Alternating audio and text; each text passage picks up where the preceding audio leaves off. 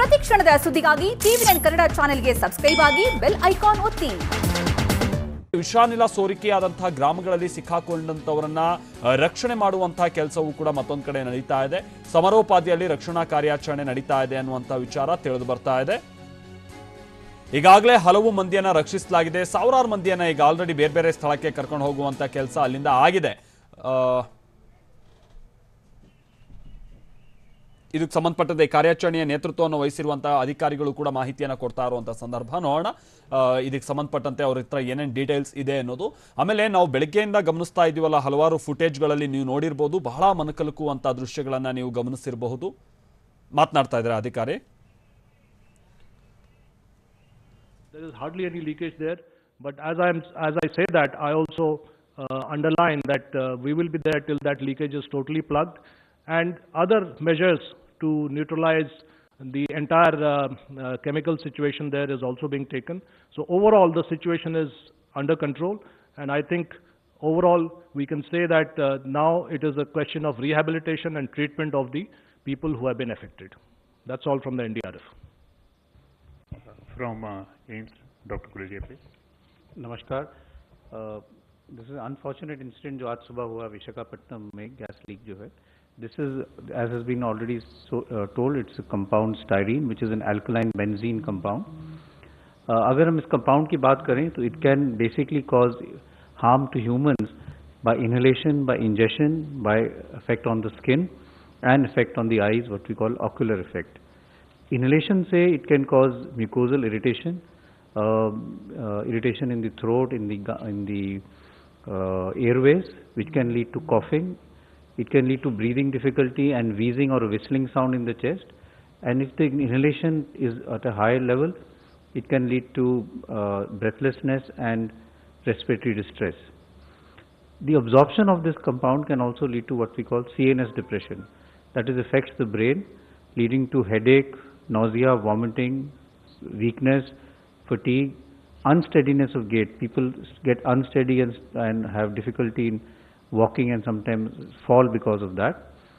In high exposure, it can lead to coma, pulmonary edema, and sometimes even lead to irregular heartbeat.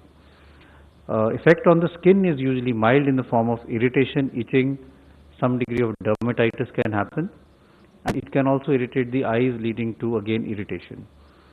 A syndrome known as styrene sickness has also been described, which leads to nausea, vomiting, and again unsteady gait, which has been said could be inferior in a drunken state. There is, as far as treatment is concerned, there is no specific antidote. There is no definite medicine for reversing the effect of this compound, and treatment does remain mainly supportive. The first thing that one needs to do is remove the individuals from the affected area, and as you've heard, that has been done aggressively since early morning. Individuals, because of exposure that can happen through clothes are to be removed. The exposed eyes can be washed with water, and you can use an absorbent like tissue or towel to clean the skin so that the deposition of the skin is clean. Water can also be used, and then these individuals have to be monitored for any breathing difficulty and for any drowsiness, because like I said, it can affect the lungs, but it can also affect the brain. Main treatment strategy is to watch out for any breathing difficulty and airway management. Some of these patients will require to be intubated and put on a ventilator. Many will just require oxygen therapy, and we have to monitor for their oxygen, respiratory rate, and their CNS depression. If there is bronchospasm or breathing difficulty, sometimes nebulization can also be given as far as treatment is concerned. In some, there is some data that in very sick patients, even steroids have been given when there is acute lung injury. So by and large, it tends to be an illness which is not universally fatal. In most people, there is good recovery. It causes more irritation of the airways, and depending on the degree of exposure, the effect can be much higher. So those who have had a very close exposure, they are the ones who have a higher chance of having severe effects. Currently, as has been said, that although a large number of people are admitted in the hospital, most of them are stable and should hopefully make a good recovery. Thank you. Just one update on the deaths. The latest figure is now 10. I just got the information that 10 people have succumbed. Friends, details coming from spot ground will be shared with you as and when we get it. But experts are here. So any specific questions? Okay, 53.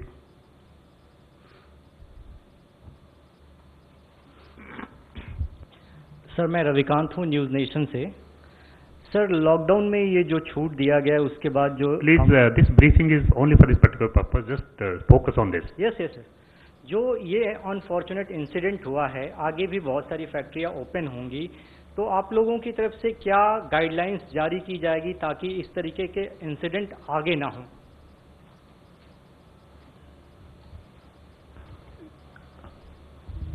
See, on the chemical, biological, radiological, nuclear, CBRN safety, there are detailed guidelines put out by the National Disaster Management Authority.